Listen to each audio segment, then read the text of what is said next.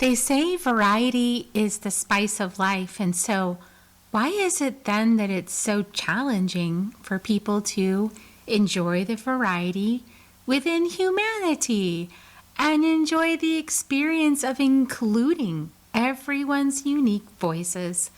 Today we're going to have a great conversation with Eva Medilek, the founder of Optimize Your High Performance Coaching. And we're going to hear about how we can create inclusive communities. Tune in to find out more. Soul Nectar Show, the Soul Nectar Show. You're invited, delighted to discover who you are. Anything is possible if you believe.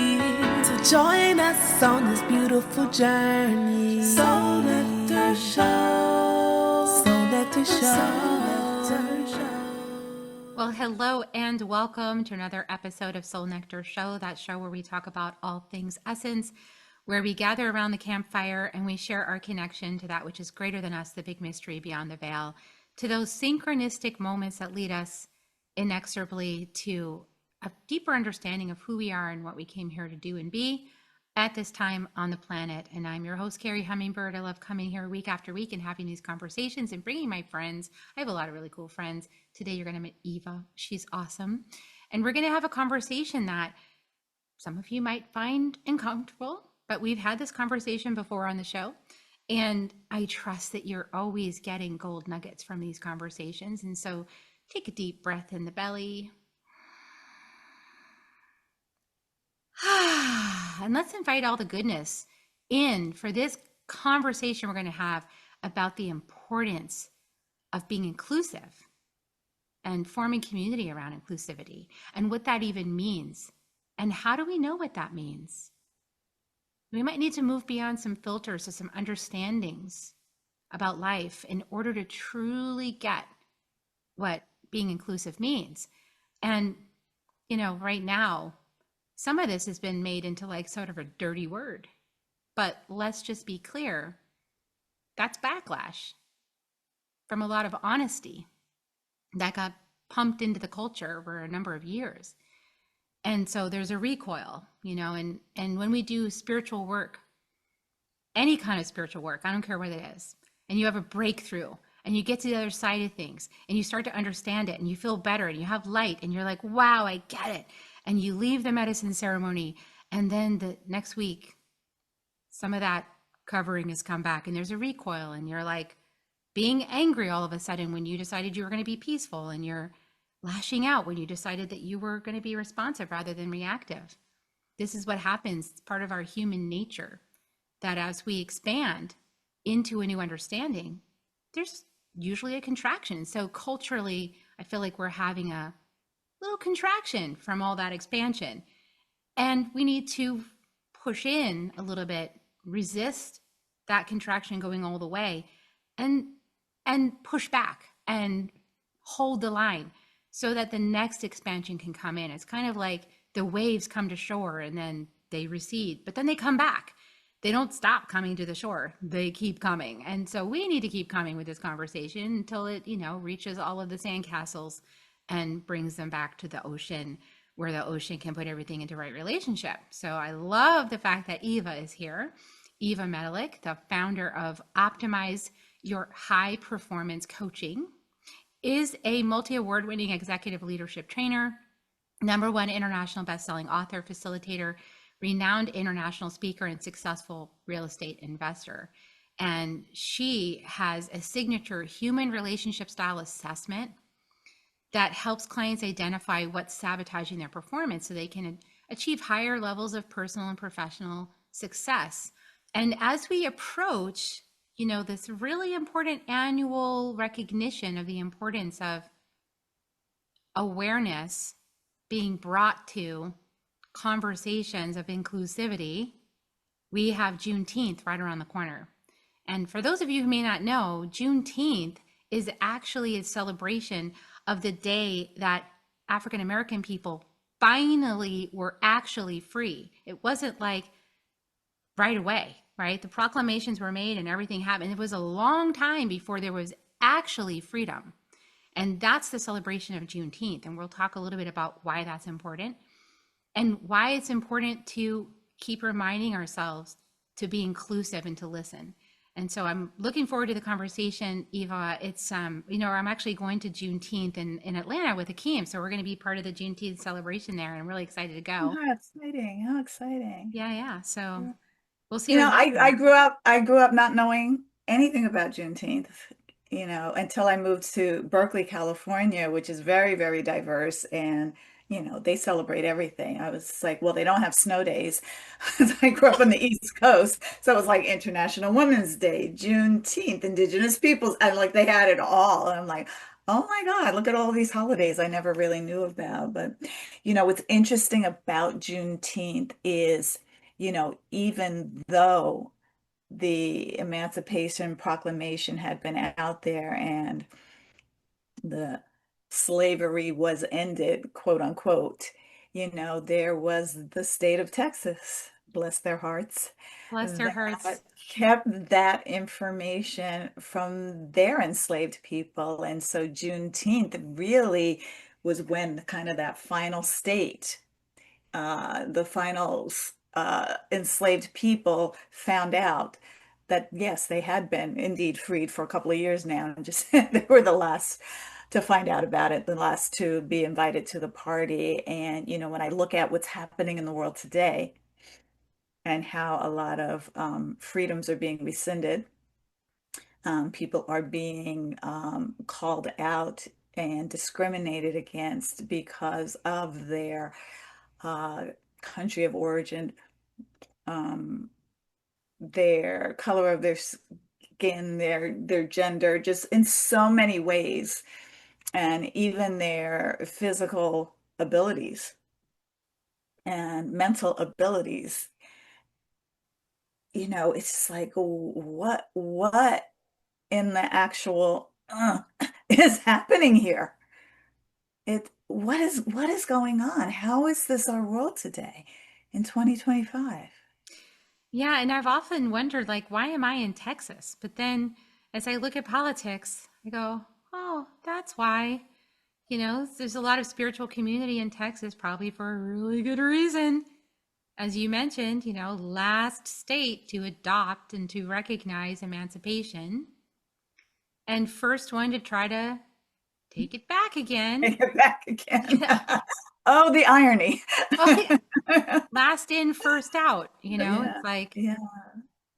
and there's just so many questions about how to be that kind, generous, conscious, loving, accepting leader in our Mhm. lives and in our communities, right? That we know that we came here to be in the face of such horrendous behaviors, outcomes, laws, And outlooks, untruths. I perspectives, would add right? untruths to that. The untruth or the misrepresentation of the truth of what diversity, equity, inclusion, and belonging actually is.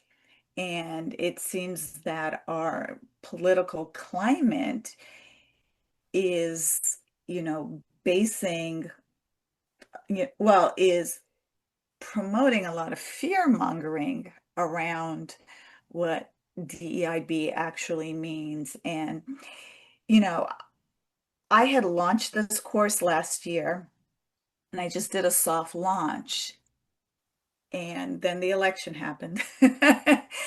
And all of the rolling back and the changes, and it really started with them removing affirmative action, a few years ago as well from the colleges.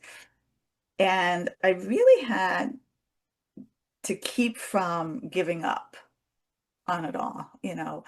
One of the things I discovered about myself in my own relationship style assessment is that I have more of a yo-yo personality style, which means I get really excited about possibility, and when my expectations aren't met, I get so disappointed and discouraged that I feel like giving up. So there's a lot of up and downs and highs and lows. And so I always tell, my clients, I was like, literally, there's not a day in my life that I don't feel like giving up. But just because I have the emotion doesn't mean I have to be the emotion. S- And that's what it is with diversity and inclusion, inclusive communication, inclusive communities, is that if it's to be, it's up to me. Regardless of the laws out here, they have laws against the language. So we use different language, but we still can be about creating inclusive communities.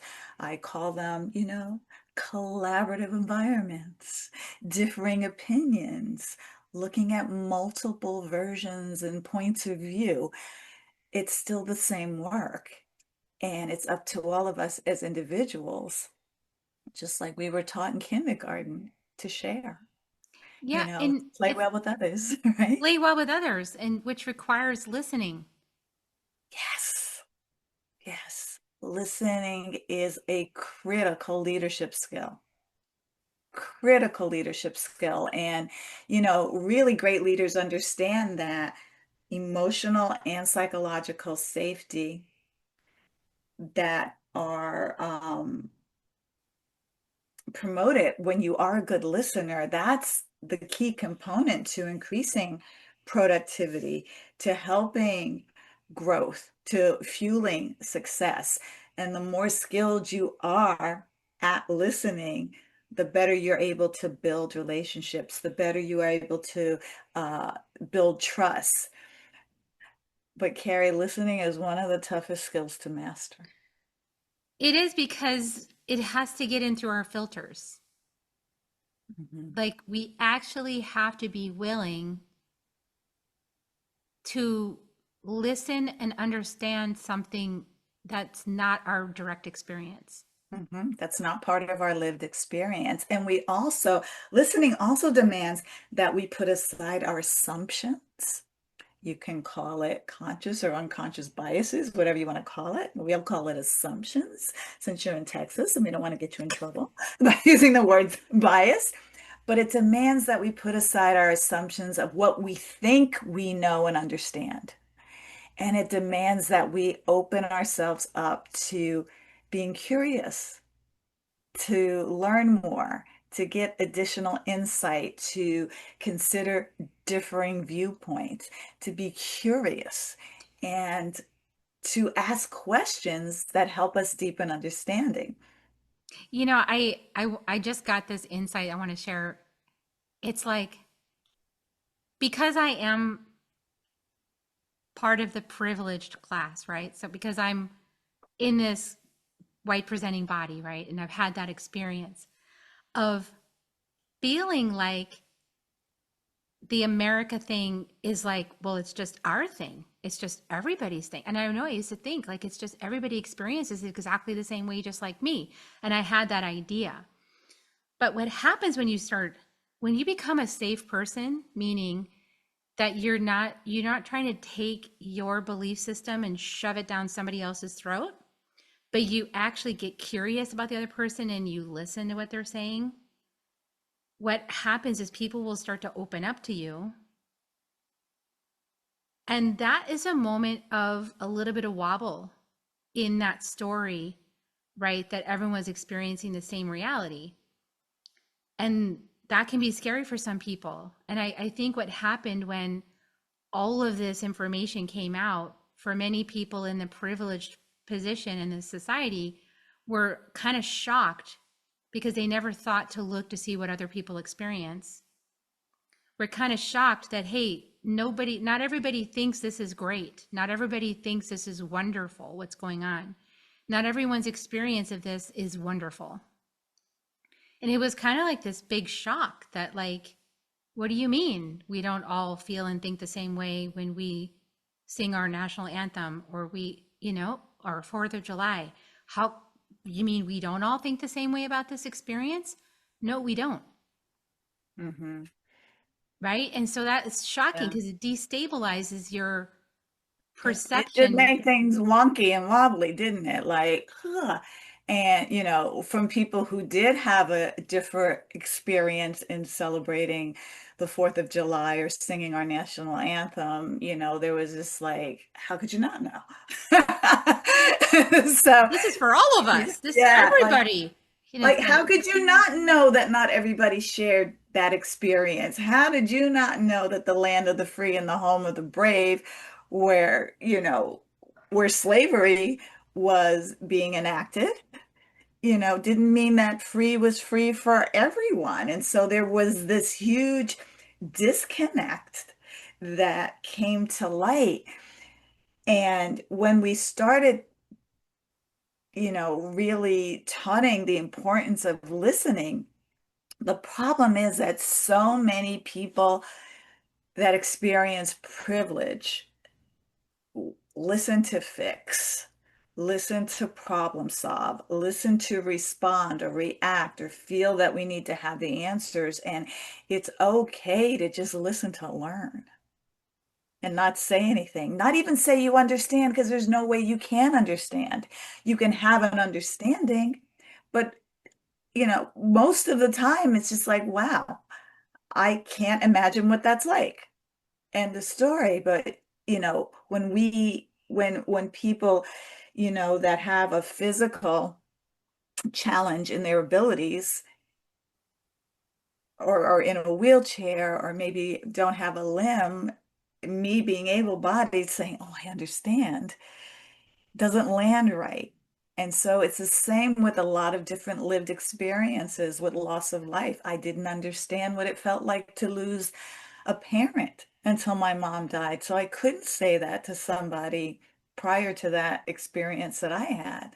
Oh, I understand that that must be sad. It's a different experience for everyone. People grieve differently. And so we get to just acknowledge someone's lived experience without necessarily having to understand it fully. And that's the power of listening, is to create that safe space for understanding by acknowledging what the other person has shared, asking questions to help you understand further, curiosity questions. But acknowledge, I have this framework that I teach in my course and in my online trainings and workshop. It's a really simple, inclusive listening framework that's called LAPI. And it's listen, acknowledge. You acknowledge by paraphrasing, that's the P, and the I is inquiring, the power of asking questions that not only deepen your understanding, but also ask questions to move the conversation forward. Because, we talked a little bit before how we can get mired in the circle of complaining yep, about we were why talking about things are not psychotherapy. fair and why this is it. And then you have somebody, what is it? Misery loves company. And we Yeah. get in that cycle. But being able to move forward, like, well, what can we do? What are the next steps? How can we do better next time? What would you like to experience next time? And get into that space of collaboration and hearing people's, letting people be able to advocate for what they need, and creating, I always call it creating win-wins. We may not necessarily agree with other people's perspectives, but we can move forward to creating collaborative agreements moving forward. And that's the power of listening. Yeah. And in order to do that well, we have to choose to move out of a couple of paradigms that have been on the planet for quite a while. One of them is the disempowerment triangle. So, victim, rescuer, perpetrator, that whole model is going to stick us right in defensive posture. We're not going to be able to listen if we're looking to see who's to blame, right? As soon as blame enters the conversation is done. And I think that's what happened, was that a lot of people, because they're mired in this disempowerment matrix, felt they were being blamed, right? And maybe some people were blaming because people are all in this kind of conversation on the Oh, planet. everybody was all up in their emotions. I mean, and it's like if it's a conversation of blaming, then defenses are going to be up and you're not going to get anywhere with it. So what if we just go, it's nobody's fault. It just is. So if it's nobody's fault, it just is. We inherited it. What now? Well, what now is we listen to see how different people are experiencing this current situation so that maybe there'll be some realization. Maybe there'll be some new ideas. Maybe just in the listening of it, the sacred witnessing of it is enough to kind of heal things, that are in the body because it's embodied too. It's not like, every body is unique, right? I mean, that's part of the issue here also is that the ancestral experience lives on in each person's body.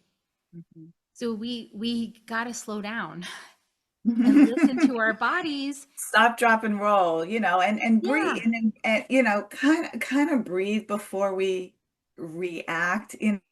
Harvard professor Chris Argyris, I think I'm pronouncing his name right, created this ladder of inference where we take the facts and then we kind of form our opinion and our thought about the facts, which may or may not be true because now we're putting assumptions in there and we're creating a story, and then we're responding or reaction based on the story we made up in our head. That's where the blame stuff that you were talking about happens, and we're climbing higher and higher up the ladder. What he says we need to do is get back down to what do we know are the facts. What, just Dragnet? I know some young people don't know Dragnet, but just the facts, ma'am, right? Just the Just facts. the facts.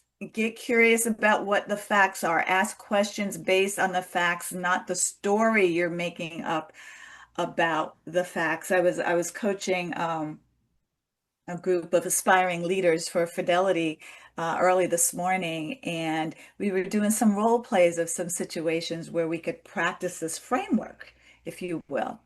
And one guy came and he said, "Oh, I have a story. I had, this conversation with my wife on Sunday. We were going to church, and when we got home that later that day or the next day in the kitchen at breakfast, she asked me, you know, were you on time to church? Did you get to church on time?" And so he got really defensive. And I was like, "Why are you asking me if I was on time?" Like he made up this story that she was asking if he was on time to berate him for being late. And so we role played it. And I was like, "Okay, let's do it with this framework, right?" And so when I was playing the wife, I was like, "Were you on time for church on Sunday?" And so what he did was, "Oh, I'm curious, what's the reason why you're asking me that?" And then I said, "Because, I had my solo in the beginning and I don't think I did very well. I wanted to know what you thought if you were there in time to catch it." It changed the whole energy, the whole mood. And that was the true story. That's why she was asking him, because she was in the choir and she didn't think her performance was well and she wanted his opinion. But he was starting an argument, feeling defensive because she only asked, "Did you show up?" That was the question. If he needed more information, ask more questions to get more answers. But we grow up in a society that teaches us to have the right answers for everything, or we get punished, or we fail school, or we can't graduate. So we always think we have to have the right answers. And that keeps us out of curiosity to ask better questions. Yeah, and it also makes us, if we're wrong, sometimes in a lot of families, there's big consequences for Consequences. being wrong, which means nobody wants to not have the answers. But you can't, from a white body, folks, you cannot have the answer for a black body. You don't know. Just like from a black body, you can't have the answer for a white body because you don't know. You only know what you think on, and also the ancestral memory. I feel like it's like a story that just continues, right? Yeah. We're writing a story not only for ourselves, but we birthed into an ancestral story, and Mhm. we were part of this ocean, this river of ancestry that's running through our DNA and our bodies. And they're talking to us constantly. And they're saying, I have this trauma, I have this pain, I have this belief, I have this fear, I have this wisdom, I have this beauty, I have this gift, I have all of that's all mixed in, you know? And so if we're operating from sort of defensive posture, we're only going to be pulling out the painful things. But if we're listening at a deeper level, we can also pull the wisdom out and we can Yeah. pull the beauty. And what if it was like, you know, I love the gene keys for this reason, Eva, because I love personality systems, but anyway, and I love Mhm. your system because I've actually used Eva's system because we used it at the Evolutionary Business Council. It was great. Mhm. But Mhm. like, I love the gene keys because what it does is it tells you you have a map of your soul. And when you Mhm. put in your time and date of birth, you get this map that's one page and it has all the shadows and gifts and cities that you are here to experience in this life. And when you look at your map, at least when I looked at mine, I went, that's me. I always go into judgment and then I have opinions and I have expectations and then I get stressed out and then, you know, and it's like, it's my map.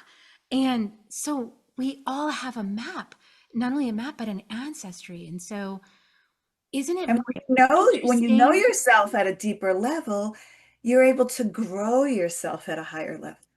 You are, and then it gets like, wouldn't it be more interesting to just get to know each other? Like, to know ourselves and then to know each other, like, oh wow, you have this African American industry ancestry. What happened for you in your ancestry? What goes on in your body when you hear this story or you have this experience? What is it like? That's interesting. Curiosity, yeah. And Hmm. that's what many people, that's all that's been being invited, you guys. That's it. Yeah. Like, plus Yeah. stop torturing people just because they look different than you. That too. There's that part. That You know, part. but I find that as human beings, we are so hell-bent on being right about what we think and our opinions and what we feel are facts. It's true. And we need to be more focused on how do I get it right? Because we're here to learn, ultimately. How do I get it right? I just want to get it right. I don't need to be right. I want to get it right. I like that. I want to get it right. And getting it right might take 1,000 conversations. Yeah, yeah. But if you're 1% better today than yesterday, you're moving in the right direction. It's a journey, it's a process. You know, we're so hardwired from all the ancestral history and our own history that it's like a rubber band. We may stretch out of our comfort zone and like, hey, we did it today, but unless we keep that tension and moving forward, we're going to snap right back. And that's okay too. It's just recognizing, being aware, and like, "Ah, next time I get to do better.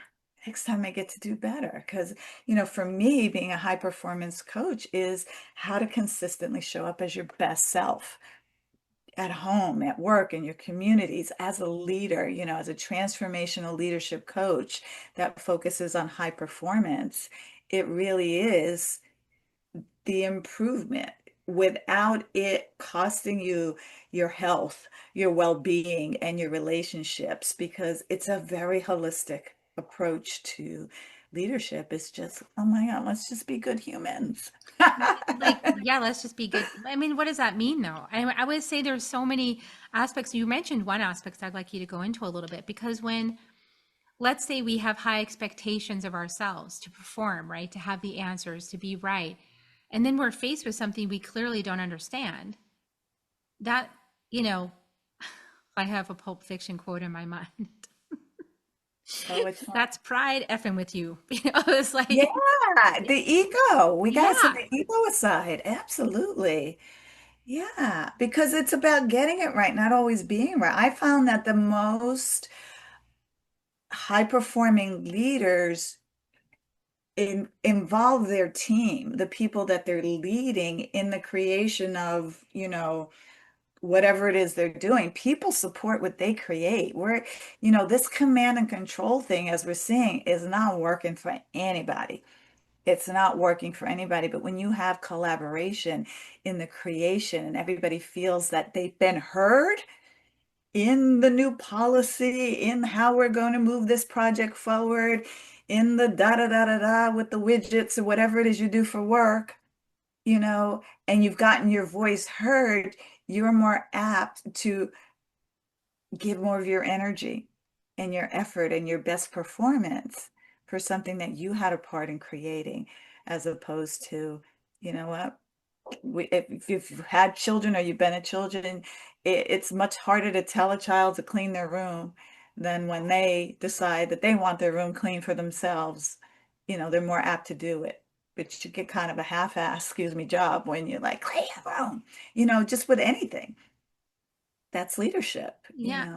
And it's a difference because, like, what basically when you try to shove something down someone's throat or you try to force them into it, you could use that. And that model has been used in this country over Native American people, African American people, brown people, all kinds of people, you guys. It's been that forced you to do this the way these people want you to do it.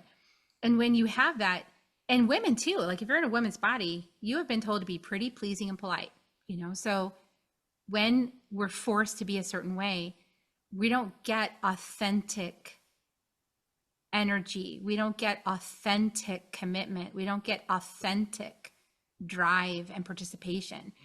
We get cowering sort of, okay, well, I'm going to just have to do this because this person is really scary and, I got to survive this whole thing. So I'm going to give a performance, but that's not real.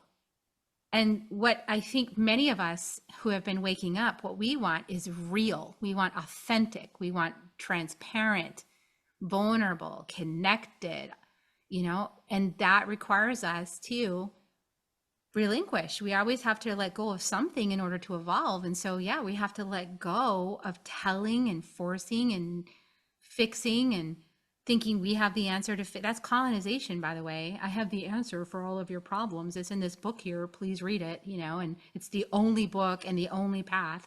This is colonization. Mm-hmm. Speak English. This is the world's language. That's colonization. Yeah. We got to learn, like, everybody has their own way, and there's beauty in every tradition. There's beauty in every group of people that ever walked the face of We the don't earth. need Have to see medicine.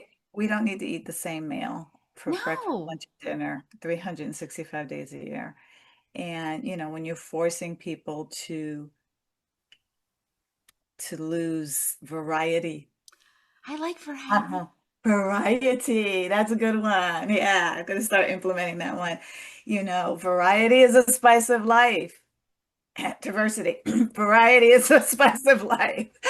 That makes things so much more colorful and interesting and fun and unique and special. And we get, different experiences in life to learn other people's point of view that is different from what we've never. I mean, how many times have you heard a different point of view? And like, "Oh, I never thought of it that way." And it opened up a new pathway for your creativity. Yeah, and you might think like somebody like I have judgments, y'all. It's not that I'm not, because I told you I have judgment in my chart and opinion. So like clearly I go through this. But like I was raised in New England, okay? But I was born in Texas, but I was raised in New England. And then I went to California and made my way back to Texas. And so I come with some judgments about Texas, okay? Because I lived in all these other places that view Texans as ignorant and, rednecks and, all this kind of stuff. So I have my own judgments and I'm like, oh, ignorant, ignorant. But when I went and listened, I was on Instagram one day and I was listening to this cowboy, this guy, this Texan guy with a cattle ranch. And I was listening to what he had to say and I was like, this guy's totally in his heart. This guy's totally connected. Oh, wow. I really like what he's saying about we need family farms. We need to support, real life farmers in this country and get like organic food on the land from actual farmers serving up our food, and treating cattle right and free range and like all this. I was like, I like Oh, this guy. So we can actually learn if we're willing to expand past our ideas that we defend as if they're part of who we are. But that's only if we formed an identity based in attachment, 5 mhm, levels of attachment, Don mhm. Miguel Ruiz, y'all. But 5 levels of attachment. When we really believe our beliefs are who we are, the 5th level is fanaticism. And we think that if somebody challenges our belief, they're killing us. Yeah. And then we act to defend our lives as if someone's idea, a perspective could kill us. Yeah, that you see that a lot in religion, for sure. I grew up with uh I don't want to say, yeah, fanatical religious mother. No, Bible thumping is probably a better description. And, we're teaching me to dislike people who were different, believed different from me, especially in the LGBTQ community. And it just felt so unnatural then. But again, the fear, you're gonna go to hell, like all that stuff is ingrained in you from a young child. And, you know, most of my clients are from that community. It's always been an attraction. I've always been pulled towards that community. I have such a big heart for that community. Haven't had a lived experience in that community, but you know, between puppies and the LGBTQ plus community, those are the communities that are getting my money, Yeah. animal rescue. And because I have such a heart for that community based on the fact that I was raised that they were less than and that they were all going to hell. And so that just made me love them more. I don't know if that what it is. And so I so connected, and I was just like, oh, I remember, and this is just me being funny, asking one of my children if they would please be gay because I want a gay child. And I'm like, Ma, that's not how it works. I'm like, I know, but wouldn't it be lovely? Yeah, I This had way, the same grandma would thing. still love you, and it would be such a good lesson for her. I think it's that people that have gone through challenge in belonging, they've found something in themselves that's really beautiful that reminds us of like a really deep truth in life. And then being around them helps us remember it, right? And so maybe that's why I tend to like African American people. I tend to like Native American people. I tend to like brown skinned people because I feel like there's something in the humanity there, and definitely LGBTQ. There's humanity there happening. Mhm. And not that I don't also love all people, because I do, but it's the people who have access to their soul, to their kindness, to their understanding, their compassion, their empathy. These are the people that I really want to surround myself with, and I learn so much from. So it's Yeah. reciprocal. Yeah, they don't have a level of privilege that, you know, white cisgendered folks tend to have. I mean, just being cisgendered in itself is a level of privilege. And, to be a male, white, cisgendered person, that's privilege in this world. So they don't really get the connection of, not belonging, having the struggles, like, what it's like to come out, what it's like to be discriminated against. And I think what's happening in that white male cisgendered community is when diversity, equity, and inclusion were thrust back into the forefront. It's always been there, but when it was really, in the news all day, every day, they started to feel discriminated against. Mm-hmm. And Like they're for getting that all, opposite experience, which is yeah, needed. yeah, and they're Yeah. fighting back against that with a vengeance. Like if you would only fight for all people the way you're fighting for yourselves, that would be something to behold.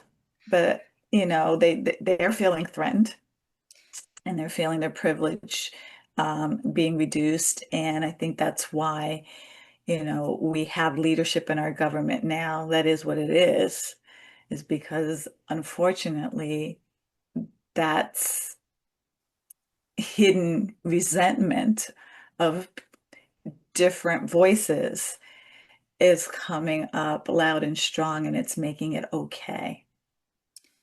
True. And I also want to just throw a little out there that because I have two sons that are white, cisgendered, and boys, but young men.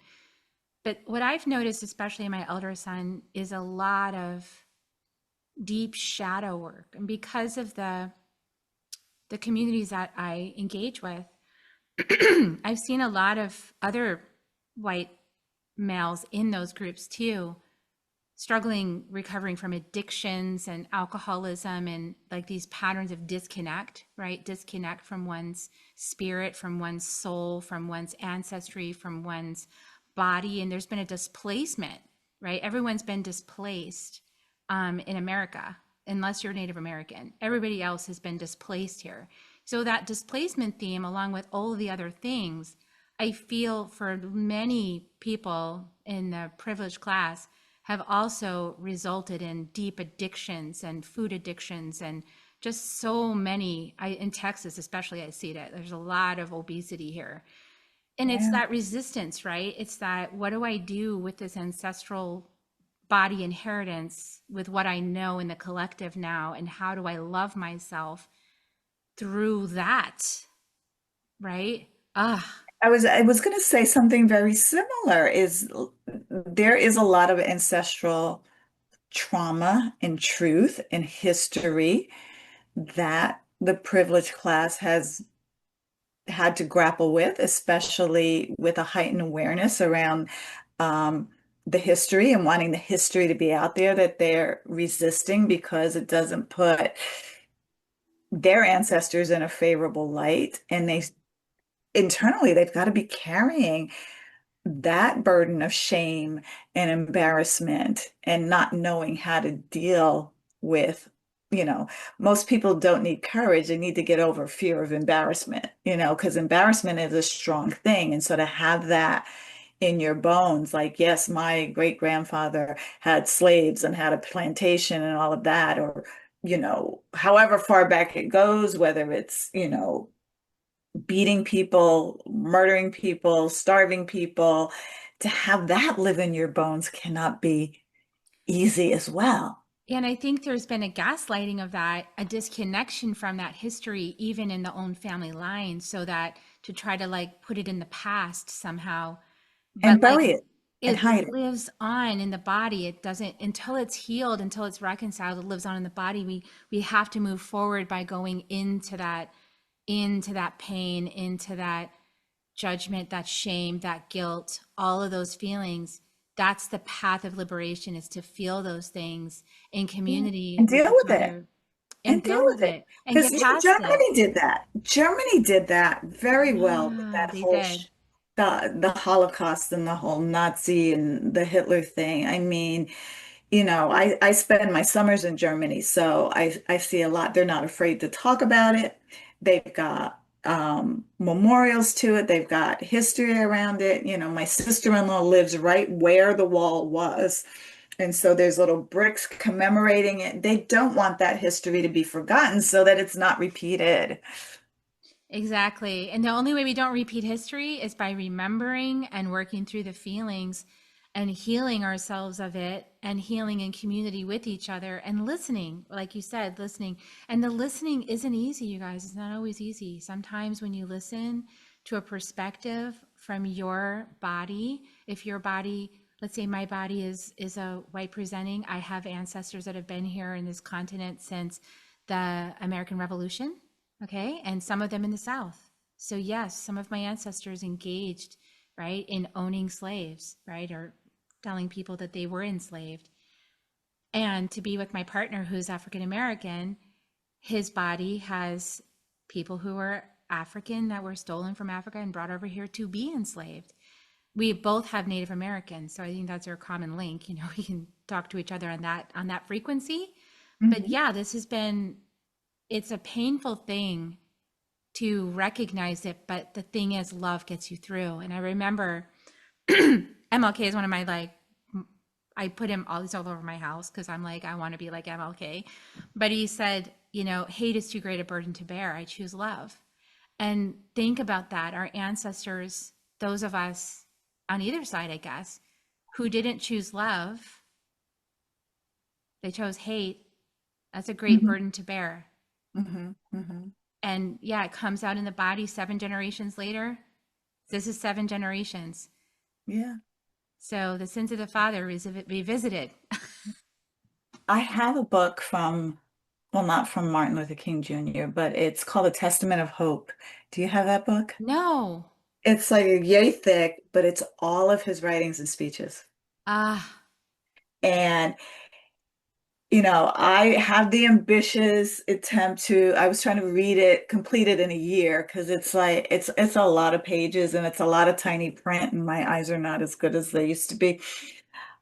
But some of his writings just bring you to tears, just what he had to go through, which is almost very similar to what a lot of our immigrant population in the United States is dealing with right now. You want to get the criminals out. Yeah, a 9-year-old. Like, come on, like the stuff that they're doing, students on campus. Anyway, but just to every read day I his see writing, social. just to Yeah. read his writings, the letters he wrote while he was in jail, like all of the things, and it's in kind of this chronological order of what was being experienced. It's a good history book to have in your library. I want that. A testament of hope. A testament. I heard about this book from, a mentor of mine, Brendon Burchard, who I've actually been certified under, and he's a really powerful world-class coach. And when he said he was reading it to learn more about him, I was like, I'm going to read it too. And then I saw what an ambitious undertaking that was. But you I need to give myself space and grace because it's a lot to be in the trenches with him as he's writing this stuff. And so, could probably read a few pages and need a week off and then go back into it kind of thing.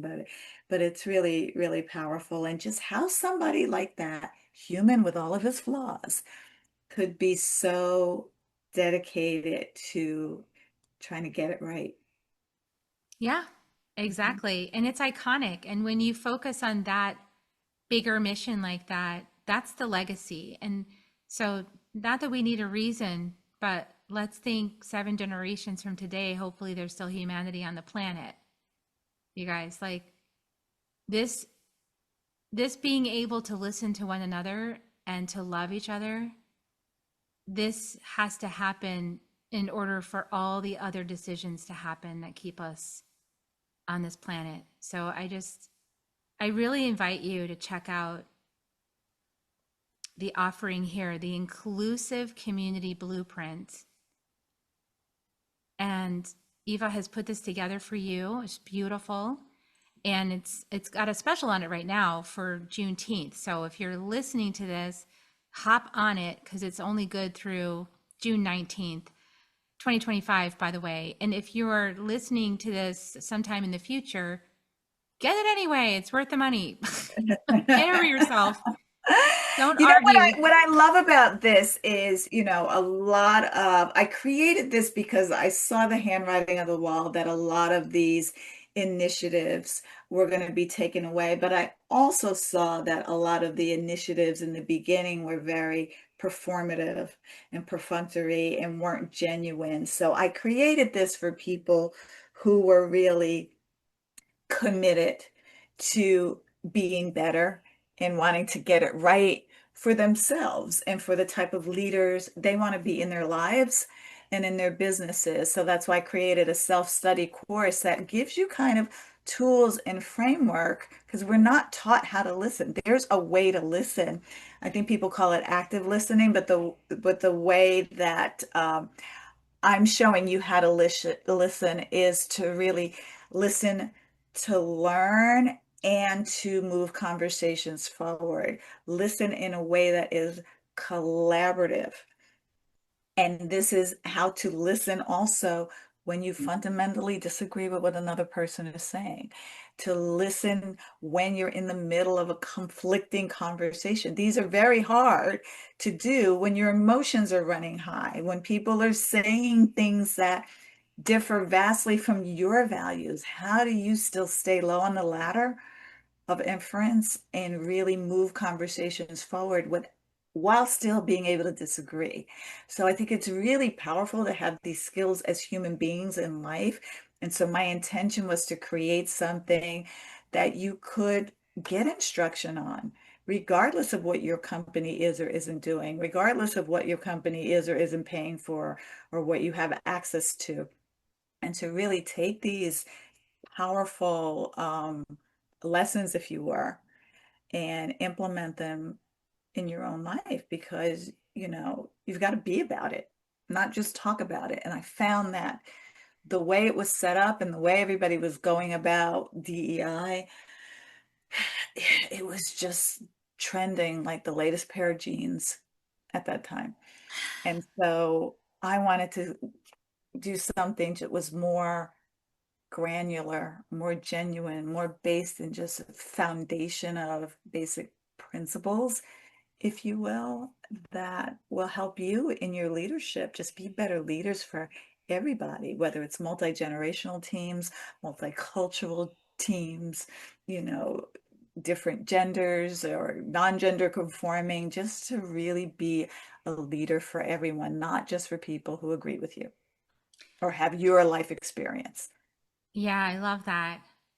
And I honor also what you said about the DEI, the first round in our lifetimes that we went through. I think it was a release valve, it released a lot of feelings, a flood of feelings. But what we need to do now is, like you said, we need to be in it for the long haul. We need to be, those of us who choose, I am choosing to be committed to it, whether or not it's a mandate, whether or not there's a company policy, whether or not there's a government rule. And even if there's a government rule against it, then I would still be in resistance to that and saying, I'm doing it anyway because I'm a peacemaker and that's what I'm here to do. And, if we want to be peacemakers, we have to choose to listen. That's just the only way. You can't have diplomacy without listening. It doesn't Mhm. work. Well, yeah, people are trying though. I'm going People to tell are you what to trying. think, and then I'm going to tell you what to say, and then I'm going to tell you Yes. how to act. And Speaking of that, I just came out of a mastermind, a Think and Grow Rich mastermind. It was like 9 or 10 weeks. And every day for the 9 or 10 weeks, I wrote the self-confidence formula. And there's a piece of it I just want to read. And that this is Napoleon Hill in the 1930s. Don't get any more white and privileged than that. But one of the things he says in Think and Grow Rich in the self-confidence formula, I will eliminate hatred, envy, jealousy, selfishness, and cynicism by developing love for all humanity, because I know that a negative attitude toward others can never bring me success. Now, it's a hmm long formula here that I've written out every day, but every time I wrote it, it cemented, listen, that book is one of the most patriarchal books written out there. But I went in it with an attitude, let me extrapolate what I can from myself and it's like a buffet. If I didn't like mushrooms, I'm not going to eat the mushrooms. Okay, I'm gonna move over to the chicken or whatever it is. And that's kind of how I went about that book and looked at how I could apply it to me as a African American female for a book that's basically written for a white cis male, you know, older generation, if you will. And when I got to that line, I'm like, that's really, really powerful. And there's a lot in that self-confidence formula, but it's recognized, even though it wasn't equal for all people, they know that hatred, envy, jealousy, and cynicism have no part in success. You've got to develop a love for all humanity. You have to develop a love for all of humanity, people. Yes, we do. We must. This is our mastery program. So, welcome to your life, the time on earth where we learn to love each other and we work on relationships. And so, Exactly, yeah, exactly. So I hope you all will check out the Inclusive Community Blueprint on my website, evamedilek.com/ICB. Very easy to get to it. yep. Oh yeah, and the discount is Juneteenth. Juneteenth, 2025. Juneteenth, 2025. Just put that in the coupon code and you'll get $300 off the course. That's amazing, you guys. So Mhm. go do it. Go sign up. And do it now, because that's only gives you like a few days. If you're listening to this right when it comes out, you have a few days to go get that deal. And if you miss the deal, just get it anyway. Like I said, like, come on, just go get it and do it anyway. And we love you. Please join us in this mission of peace. Okay, I'm going to give everybody kisses, and I welcome you to join me, Eva, if you'd like to give out some Reiki kisses. And thank you guys for listening, staying all the way to the end, and leave us a like, a comment, a share, wherever you are, wherever you find us. We love you. Let us know you're out there, because sometimes there's a message in the bottle. It's like, hello, is anybody out there? Did you hear us? So let us know. Okay, and here's your kisses. We love you. There we go. Love you guys. See you next time on Soul Nectar Show. Bye for now. If you found even one gold nugget in this episode of Soul Nectar Show, will you do us a favor? Will you subscribe, like, and share this episode? Maybe even write a comment and let us know what you thought about it. We really, really want to engage with you at a much deeper level. Let's be part of community together. Have a great week, everyone. Bye for now. To dive in deeper to nourishing conversation, visit soulnectar.show. Soul Nectar Show. Awaken away to show. Take a sip from the drip of nectar, from the source of who you are.